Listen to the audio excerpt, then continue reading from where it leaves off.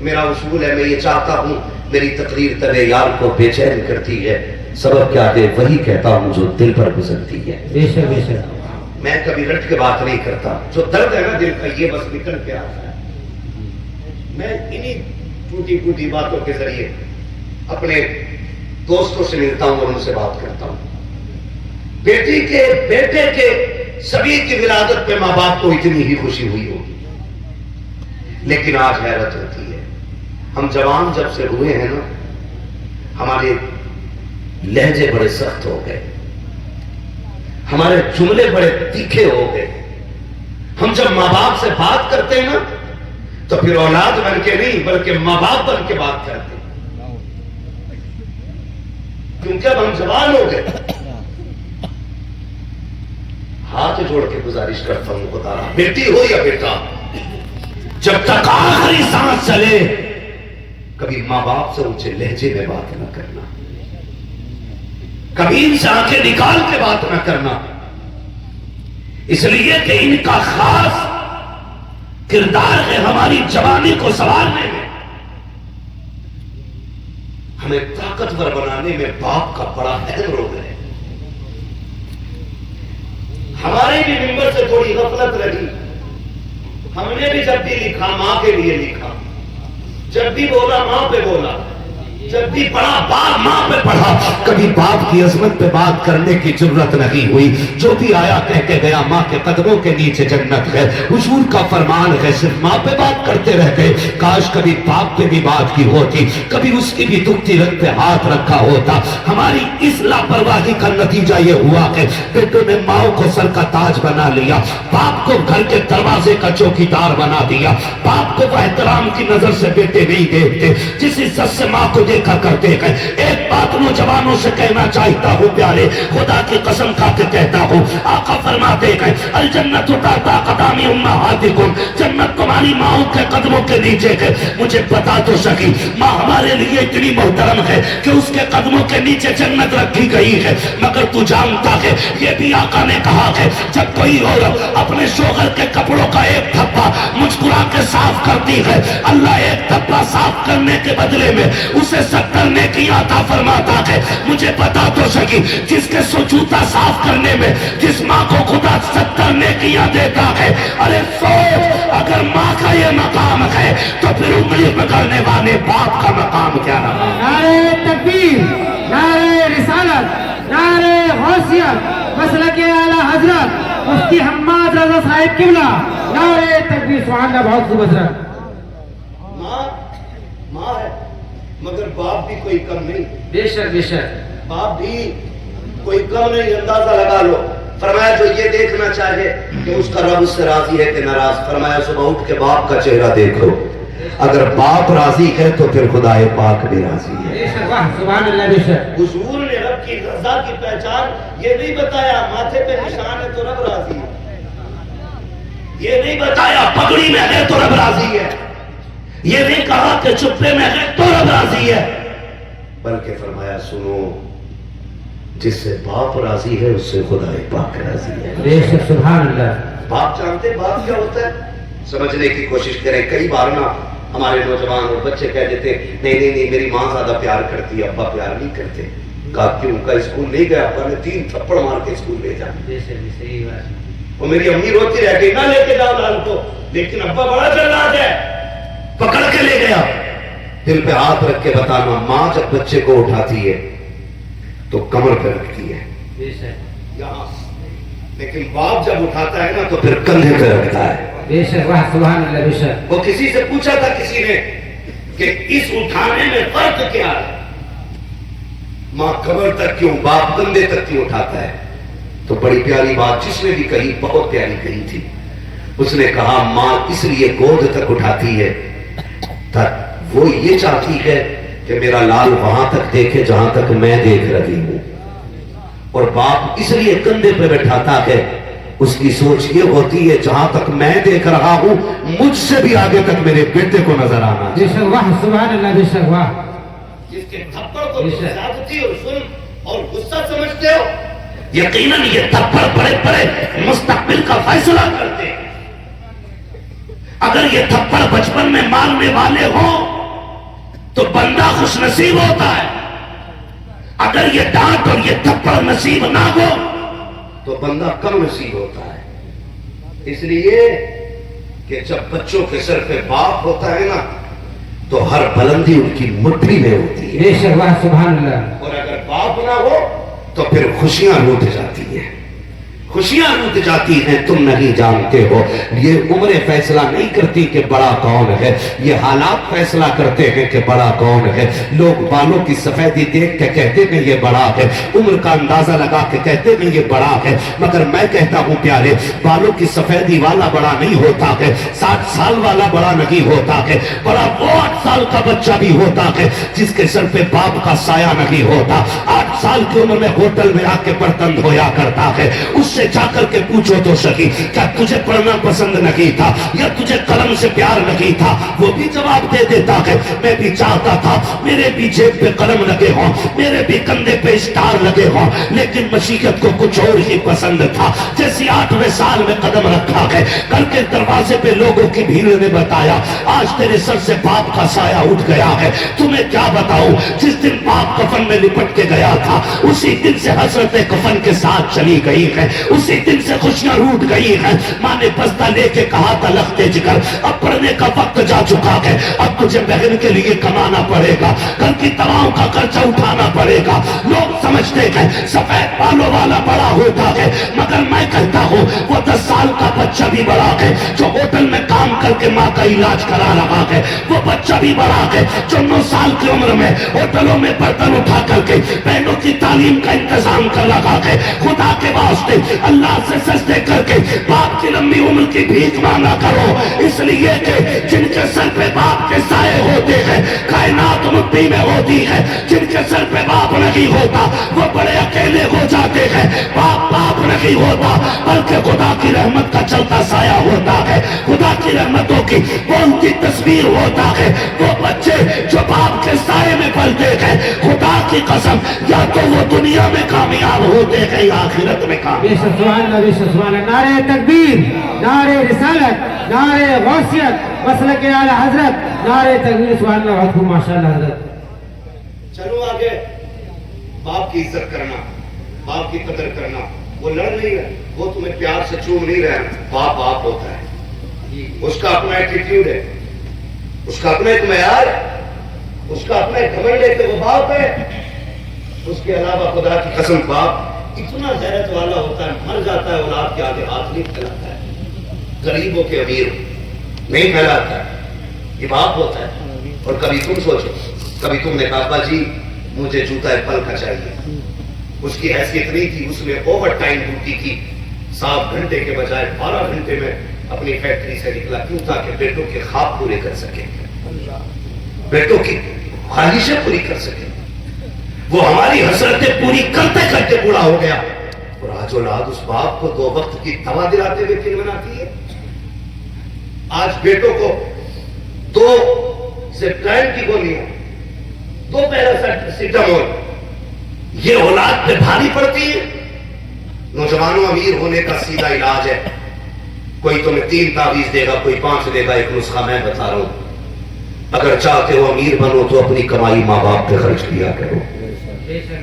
تم ایک ماں باپ پہ خرچ کرو گے، اللہ تمہاری 7 نسلوں کے رزق کا انتظام بے شک سبحان اللہ، بے شک۔ باپ کیا ہوتا ہے جانتے ہو؟ بتاؤں تمہیں باپ کیا ہوتا ہے، خدا کرے یہ بات آپ کے دل میں اتر جائے۔ باپ وہاں تک دیکھ لیتا جہاں تک کوئی نہیں دیکھتا، بے شک بے شک۔ وہاں تک باپ دیکھ لیتا جہاں تک کوئی نہیں دیکھتا۔ ملفوظات شریف کے اندر سرکار اعلیٰ حضرت نے ایک واقعہ یہ فرمایا کہ باپ بیٹے تجارت کے لیے جا رہے تھے، جاتے جاتے راستے میں باپ کی طبیعت خراب ہو گئی، بیمار ہوا، سفر پیدل کے تھے، منزل دور تھی اور کافی لمبا سفر ہو چکا تھا، راستے ہی میں انتقال ہوا، قافلے والوں نے وہیں دفن کر دیا، بیٹا بھی قافلے کے ساتھ آگے چلا گیا، کچھ دن کے بعد واپس پلٹا، اسی راستے سے آ رہا تھا جہاں باپ کو دفن کیا تھا، لیکن اتفاق یہ ہوا کہ شام کا وقت تھا، شام کا وقت تھا، اس نے دیکھا باپ کی قبر ہے، دل نے کہا چل فاتحہ پڑھ لے، لیکن عقل نے کہا سن جنگل ہے، شام ہے، اگر رک گیا قافلہ چلا جائے گا، اکیلا رہ جائے گا، شیر چیتے آ کے تجھے زندہ نہیں چھوڑیں گے، اس ڈر سے بیٹا چل دیا۔ اعلیٰ حضرت فرماتے کہ جب وہ چلا تو پیچھے سے بڑی تیز آواز آئی، اور ایسی آواز تھی جس آواز کو سن کے بیٹے کے پیر کانپ گئے. وہ شیر یا چیتے کی دہاڑ نہیں، قبر سے اس کے باپ کی آواز آ رہی تھی. اس نے کہا تھا لخت جگر نور نظر بڑی جلدی بے وفا ہو گیا. ابھی چند دن پہلے یہاں دفن کر کے گیا اور آج تجھے باپ کی قبر پہ فاتحہ پڑھنے تک کی تجھے مہلت نہیں. تجھے یہ ڈر لگ رہا ہے کہ اگر رکے گا تو شیر چیتے پھاڑ دیں گے. اس نے کہا سن، اگر میری جگہ تو لیٹا ہوتا اور تیری جگہ میں کھڑا ہوتا، تو شیر چیتے کی بات کر رہا ہے. اگر تیرے اور میرے بیچ لوگ انگارے بچھا دیتے، بیٹے اگر آگ پہ بھی چلنا پڑتا میں آگ پہ چل کے آتا، لیکن تیری قبر کو ایسے چھوڑ کے نہ جاتا. یہ بات ہوتا ہے. اور آج بیٹے 6 مہینے کے بعد ابا کی قبر کا نشان بھول جاتے. کہہ رہا بتائیے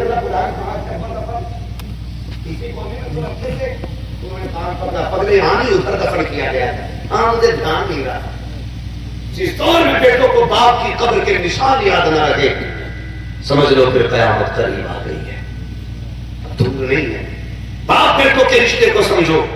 میں بتانے لگا ہوں مولا کائنات مولا علی کا دور ہے. آپ گزر کے جا رہے ہیں، ایک راستے سے گزر رہے ہیں، 2 شخص ایک اونٹ پہ جھگڑا کر رہے تھے. کتنے لوگ؟ اونٹ کتنے؟ سلامت رہے. اونٹ کتنے؟ ایک اونٹ. بندے کتنے؟ 2. توجہ.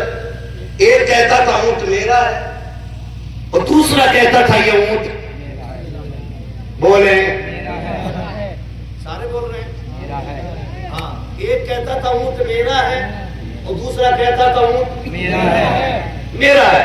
مولا کائنات مولا علی کو آتے دیکھا، دونوں نے فیصلہ کیا سنو وہ آ رہا ہے جس کو نبی نے علم کے شہر کا دروازہ کہا ہے. آقا نے فرمایا انا مدینۃ العلم علی بابھا، میں علم کا شہر ہوں، علی اس کا دروازہ ہے. علی اس کا دروازہ ہے. یہی تو بریلویوں کی پہچان ہے.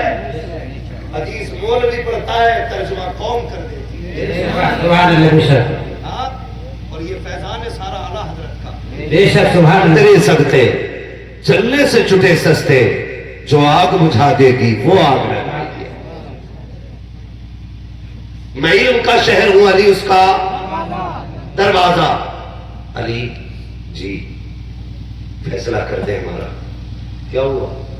یہ کہتا ہے اونٹ میرا ہے، میں کہتا ہوں اونٹ میرا ہے. آپ نے دونوں کا چہرہ دیکھا، پہچان گئے جھوٹا کون ہے سچا کون ہے، کیونکہ علی بھی علی ہے. اگر اس بات پہ بات کروں تو بڑا وقت لگے گا. بس اتنا سمجھ لو پہچان گئے اور دیکھ کے کہنے لگے دونوں ہی نبی کا کلمہ پڑھتے؟ کہا جی. کہنے لگے پھر میں تمہارا فیصلہ نہیں کرتا. کہا کیوں؟ کہا مجھے غیرت آتی ہے. جو جھوٹ بول رہا تھا میں اس کے کندھے پہ ہاتھ رکھا. کہنے لگے مجھے غیرت آتی ہے کلمہ نبی کا پڑھ کے اور ایک اونٹ کی خاطر حضور کے دین کے خلاف زبان کھول رہے. یہ کہتے جب چلے نا تو جو جھوٹ بول رہا تھا ہم نے سوچا بچ گیا، یہ تو پول کھول دیتے. لیکن جس کا اونٹ تھا وہ دوڑا اور اس نے جا کے حضرت علی کا دامن پکڑ لیا. کہا علی اونٹ ملے نہ ملے تیرا دامن نہ چھوٹے. علی تو ناراض نہ ہو. حضرت علی فرماتے تھے ناراض کیوں نہ ہو؟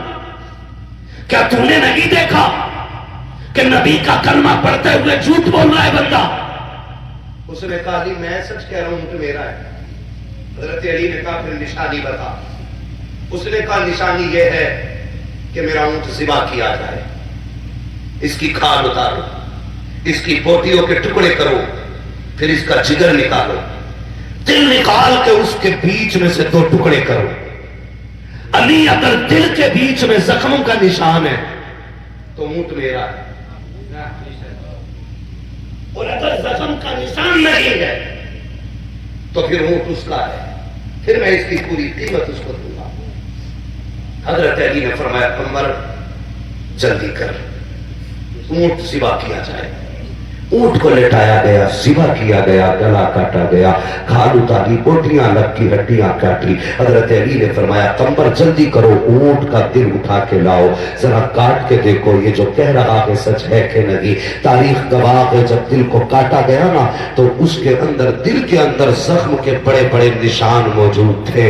हजरत अली ने उसके चेहरे को देखा, फिर दिल को देखा, कहने लगे यार बात बड़े अंदर की थी, खाल खाल के अंदर गोश्त, हड्डियां, फिर उसके अंदर जाकर के ये दिल रखा हुआ और दिल के अंदर ये जख्म के निशान। तू बता तुझे कैसे पता है कि ये ऊंट के दिल के अंदर जख्मों का निशान है। उसकी आंखों में आंसू आ गए। उसने कहा जी हम बाप दादाई ऊंटों के चराने वाले लोग हैं, हजरत जी ये ऊंट हमारे घर का है। कहा क्या कहना चाहते हो? कहा हजरत जी अल्लाह ने इस ऊंट के जरिए हमारे घर के अंदर एक ऊंट का बच्चा दिया था। हजरत जी वो बच्चा बीमार हुआ, किसी की नजर लग गई, मौलाए कायनात मेरी माँ कहने लगी जल्दी से सिवा कर लो कहीं मर ना जाए। कहा मैंने जल्दी जल्दी उसको गिराया और उसकी गले पे छुरी चला दी। इतने में मेरे पीछे से मेरा बाप आया, उसने मेरी कमर पे घूंसा मारा और कहा तू इतना जालिम कब से हो गया है? मैंने कहा अब्बा सिवा करना हमारी शरीयत ने इजाजत दिया है, इसलिए इसका गला काट रहा हूं। मेरे बाप ने कहा जालिम मैं इसको सिवा करने पे नहीं डांट रहा। कहा फिर? कहा मैं इस बात पे डांट रहा हूं हमारे नबी का दीन ये है कि अगर ऊंट के बच्चे को सिवा किया जाए तो ऊंट को छुपा दिया जाए, अगर बकरी को ज़िबा करो तो उसके बच्चों को दूर कर दो, बच्चों को ज़िबा करो तो उनके माँ को दूर कर दो। का तू देख नहीं रहा है जब तूने इस बच्चे के गले पे छुरी चलाई है तो ऊंट की आंखों में आंसू के बजाय खून आ गया है। क्या तुझे नहीं पता है कि ये जानवर का बच्चा है, लेकिन इसके कत्ल का दर्द, इसके मरने का दर्द इसके बाप को इतना हुआ है कि इसकी आंख में आंसू की जगह खून आ गया है। मैंने अपने बाप से कहा था अब्बा जी आंखों में खून क्यों? का तू नहीं जानता है जब बेटे बाप के सामने कटते हैं तो आंखों में खून निकल आता है और वो आंसू नहीं होते बल्कि जिगर में पड़ने वाले छालों का लहू होता है। का मेरे बाप ने बताया था इसके जिगर के अंदर छाले बने, जब वो फूटे गए तो वही आंसू बन के निकले गए। आज तक मुझे वो बात याद है, इतना सुनना था। मौलाए कायनात कहते हैं कोई चाहे मेरे हुसैन को बुला लाए, कोई चाहे मेरे बेटे को बुला लाए। इतने में इमाम हसन हुसैन को बुलाया गया, मेरे इमाम अली मकाम तशरीफ लाए हैं। मौलाए कायनात घुटनों के बल जमीन पे आए हैं। आपने कहा था शहजादे माँ के विसाल के बाद आज तक मैंने तुमसे कुछ नहीं मांगा, लेकिन आज हुक्म देना चाहता हूँ। बेटे मानोगे? कापा हुक्म दे दीजिए, हम गर्दनें कटा देंगे, तेरे हुक्म की नाफरमानी नहीं करेंगे। आपने शहजादे से कहा बेटे जरा कमीज को ऊपर करो। मेरे इमाम ने कमीज को ऊपर किया है। जरा दिल थाम के सुनना बाप कौन होता है। हजरत अली ने जब बेटे के सीने को देखा, कभी सीना चूम रहे हैं, कभी रो रहे हैं, कभी आंसू साफ कर रहे हैं, कभी बेटे के सीने से लिपटते हैं। किसी ने कहा था या अली बात समझ में नहीं आई, फैसला ऊंट का होना था, फैसला ऊंट का होना था, ये बेटे कहां से आ गए? आपने कहा तुमने नहीं देखा, ऊंट वाले ने क्या बताया है, जिनके सामने बेटे शहीद होते हैं उन बापों के दिलों पर जख्म बन जाते हैं। मेरे अली ने कहा था ये ऊंट है, ये मेरा हुसैन है, ये जानवर है, ये करीम तबीयत का मालिक है, इसके सामने एक कटा है तो इसके दिल पे जख्म हो गया है। मेरा हुसैन तो वो है जिसके सामने अकबर के भी तीर लगेंगे, असगर भी शहीद होंगे, अब्बास भी होंगे। मैं इसलिए चूम रहा हूँ, कल जब ये सब शहीद होंगे उस वक्त मेरे हुसैन के दिल का हाल क्या होगा। आज मैं इसलिए चूम रहा हूँ कि कल हुसैन को कोई चूमने वाला नहीं होगा। आज इसलिए चूमा है ताकि जब कल दुख आए आज अली के लबों का बोसा करबला में हुसैन के कलेजे की ठंडक बनता ना रहे। नारे तकबीर, नारे रिसालत, नारे गौसियत, मसलके आला हजरत मुफ्ती हम्माद रजा साहिब किबला, नारे तकबीर, नारे रिसालत। सुभान अल्लाह, बहुत खूब माशाअल्लाह हजरत। ये बाप होता है जिनकी आंखें भीगी, उनसे मैं गुजारिश करूंगा अपने लिए भी मगफिरत मांगना और आज मेरे लिए भी ज़हरा के लालों के सदक़े में मगफिरत मांग के जाना। ये लम्हे बार बार नहीं आते और आंखें उनकी भीगती हैं जिन पे हुजूर का खास करम होता है। अल्लाह सलामत रखे पूरी महफिल को। मैं अर्ज कर रहा हूं ये बाप होता है और फिर हम कहते हैं तुमने मेरे लिए किया क्या है, तुमने मेरे लिए किया क्या है। खुदा की कसम अगर आधार कार्ड में बाप का नाम मौजूद है ना تو یہ تمہارے باپ کا تم پہ سب سے بڑا احسان ہے. یہ یاد رکھیے گا میری بات. اگر آدھار کارڈ سے باپ کا نام ہٹا تو سوسائٹی میں کوئی کروٹ میں بٹھانے تیار نہیں ہوگا. کبھی باپ کو نہ بولنا. باتیں بہت زیادہ ہیں. میں اگر مثال دے دیتا ہوں تو بڑا وقت لگے. بس میں بات سمیٹنے لگا ہوں. باپ بھی بڑا اہم ہوتا ہے. باپ بھی بڑا اہم ہوتا ہے. خدا آپ کو سلامت رکھے. میرے عزیز نوجوانوں، باپ کی قربانیاں ہمیں یاد رکھیں گے. جیسے ہمارے فہیم بھائی آج بچوں کی خوشی ہے، اسی طرح ہمارے ماں باپ کو بھی خوشی ہوئی ہوگی. آج جس طرح ہمارے بھائی نے بچوں کے عقیقے کے موقع پہ حضور کو بلانے کا اہتمام کیا ہے، میں تو اس کو حضور کو بلانے کا اہتمام کہتا ہوں. اس لیے کہ کارڈ لکھ کر کے کسی امیر کی چوکھٹ پہ ڈالو تو امیر آ جاتے ہیں. جلسہ سجا کے بعد مدینے تک پہنچاؤ تو مصطفیٰ مدینے سے تشریف لے آئے. سبحان اللہ. یہ حضور کو بلانے کا اہتمام ہے. ہاں، وہ کہا تھا کسی نے گلیوں کو سجانے دو، پلکوں کو بچھانے دو، کس گلی سے آئیں گے مصطفیٰ خدا جانے. بے شک بے شک. سبحان اللہ. کس گلی سے آئیں گے مصطفیٰ خدا جانے. بے شک. حضور چاہے تو تشریف لا سکتے ہیں، اور اگر وہ نہ آنا چاہے، وہ چاہے تو وہیں سے لیٹے لیٹے اس پوری محفل کو ملاحظہ فرما. بے شک. واہ واہ. سبحان اللہ. بے شک. وہ کہا تھا کسی نے اگر آنکھیں میری دیدار کے قابل نہیں آتا واہ تو پھر آواز ہی اپنی سنا دو یا رسول اللہ. بے شک. سبحان اللہ. واہ.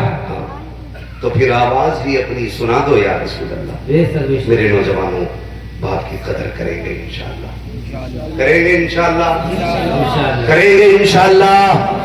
کبھی یہ مت کہنا میرے باپ کو میرا دکھ نہیں ہوتا ہے. باپ کو کتنا دکھ ہوتا ہے. جب حضرت یعقوب حضرت یوسف کی جدائی میں 40 سال تک روئے نا تو آنکھوں کی روشنی کھو بیٹھے تھے. لاؤ کوئی اتنی بڑی مثال باپ کے پیار کی ملتی ہو تو لاؤ. جس باپ نے بیٹے کی محبت میں روتے روتے آنکھوں کی روشنی کھو دی ہو.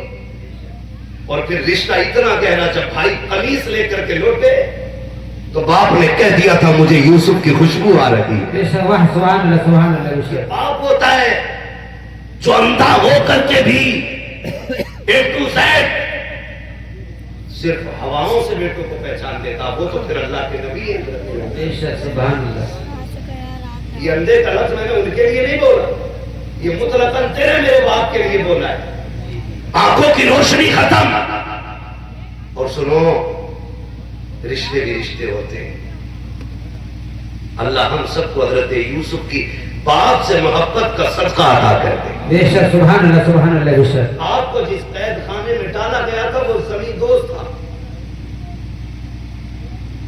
یہاں کیا بولتے ہیں؟ بیسمنٹ. بیسمنٹ زمین میں ہوتا ہے. ہارسی ہارسی تو ایک زمین کے اندر تھا. اور چھوٹا سا روشن دان نا زمین کے لیول سے کھلا ہوا تھا. حضرت یوسف علیہ السلام اسی روشن دان کے قریب آ جاتے. سنیں ذرا، ہے توجہ؟ چلو تھوڑا سا اور ذرا کہہ دیں یا رسول اللہ. یا رسول اللہ. حضرت یوسف اسی روشن دان کے قریب آ جاتے اور بیٹھے رہتے، دیکھتے کاش کوئی آ جائے ایسا جو میرا پیغام میرے وطن تک لے جائے. کیونکہ جب بیٹے پردیس میں ہوتے ہیں نا تو انہیں صرف ایک فکر ستاتی ہے، پتہ نہیں ابا کا کیا حال ہوگا.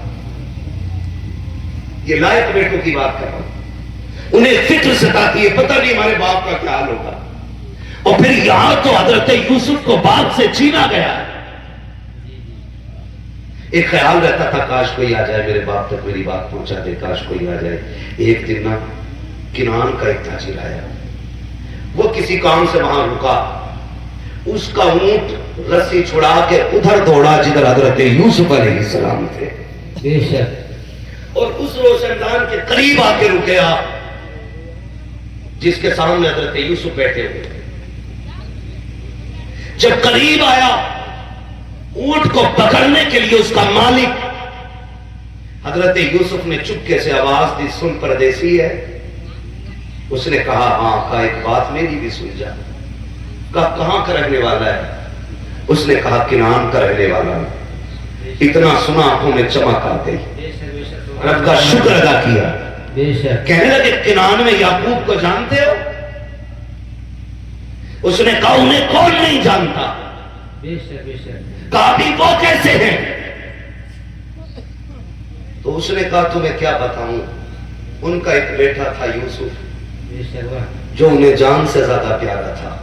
بے شک سبحان اللہ۔ جب سے ان کے بیٹے کو بھیڑیے نے کھایا ہے اس دن سے ان کا روتے روتے برا حال آیا، کہ وہ آنکھوں کی روشنی کھو بیٹھے۔ حضرت یوسف علیہ السلام نے اتنا سنا آنکھیں اشکبار ہو گئی، لیکن سنبھالا خود کو راز رکھنا تھا۔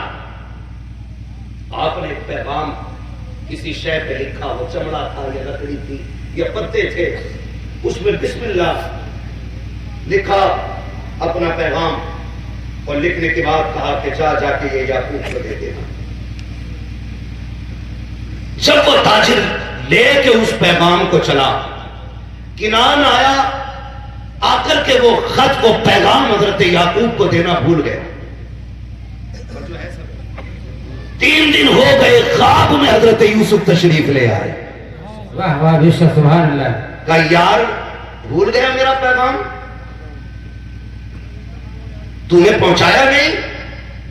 صبح اٹھا دوڑ گیا حضرت یعقوب علیہ السلام کے پاس میں لے کر کے، جیسے کہ وہ تحریر گیا ہے، اس نے کہا کہ لیجئے، مجھے ایک پردیسی نے یہ خط دیا تھا۔ اللہ اکبر، باپ ہوتا ہے۔ حضرت یوسف علیہ السلام کے والد حضرت یعقوب نے جب تحریر کا لہجہ دیکھا ہے، آنکھوں میں آنسو آ جاتے ہیں، کہتے یار بتا تو سکی کون تھا جس نے تجھے دیا تھا؟ کہ میں جانتا نہیں ہوں۔ کا نام بتا دے۔ کا نام بھی نہیں پتا ہے۔ کا کہاں کا رہنے والا ہے؟ کا یہ بھی نہیں پتا ہے۔ میں گزر رہا تھا، ایک مقام پہ میں رکا تھا، وہاں ایک اجنبی نے یہ دیا تھا۔ اللہ اکبر۔ حضرت یوسف جب روئے، اس نے کہا تھا رونے کی بات کیا ہے؟ کہا تو نہیں جانتا ہے، اس کی تحریر سے اپنے کا پتہ لگتا ہے۔ ایسا لگتا ہے جیسے کسی اپنے کا لہجہ ہے، ایسا لگ رہا ہے جیسے کسی اپنے نے مجھ سے کچھ کہا ہے۔ لکھا ہوا تھا، او یعقوب تم رب کے عظیم پیغمبر ہو، تم اللہ کے محبوب بندے ہو، میرے لیے دعا کر دو، اللہ مجھے مصیبت سے نکال دے۔ حضرت یعقوب کے ہاتھ اٹھ گئے۔ مورخین نے لکھا ہے، محدثین نے لکھا ہے، ان لوگوں حضرت یوسف کو جو قید خانے سے رہائی ملی تھی، وہ حضرت یعقوب کی اسی دعا کے نتیجے میں آتا ہے۔ سبحان اللہ۔ نعرہ تکبیر، نعرہ رسالت، نعرہ غوثیت، مسلک اعلی حضرت مفتی حماد رضا صاحب قبلہ، نعرہ تکبیر۔ سبحان اللہ، بہت خوب حضرت، ماشاءاللہ، واہ۔